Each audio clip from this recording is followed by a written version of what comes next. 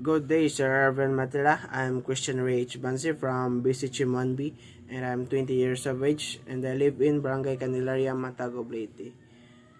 And this is the midterm exam video.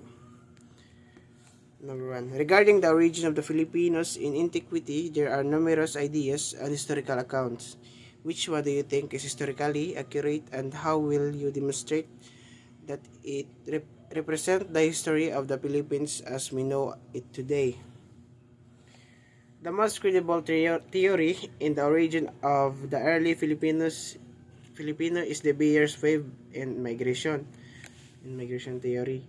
Theory of waves of migration. The social scientist Dr. Henry O'Day Bayer believes that Filipinos descended from different groups that came from Southeast Asia and successive waves of migration. According to Dr. Bayer, the ancestor of the Filipinos came to the island first via land bridges, which could occur during times when the sea level was low, and then later in sea-going vessels such as balangay is a type of first wooden boat that was excavated in Southeast Asia.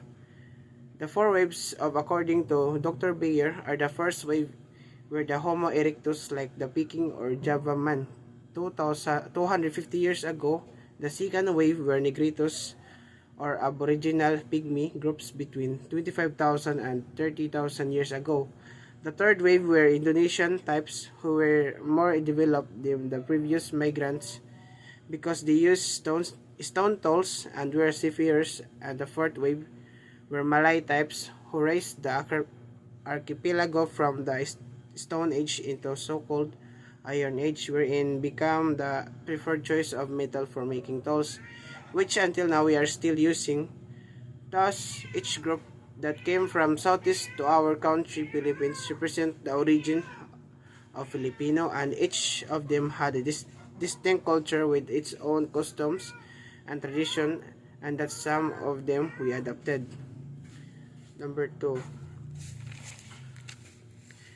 China has created artificial islands and encroached upon Philippines territory in effort to become a superpower. When challenged by the Philippines Coast Guards, they claim that they are the legal owners of the territory under the 9-line principle, and the Philippines has no illegal rights. Is the defense correct?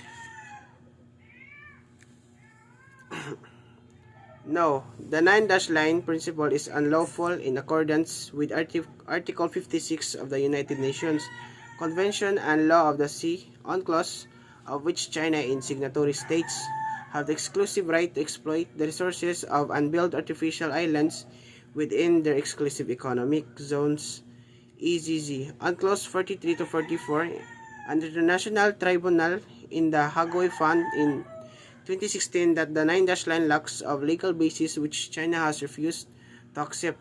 Thus, the China who created artificial islands and encroached the Philippine territory under the 9-line principle is not correct defense in claiming it as part of their own territory. Thank you.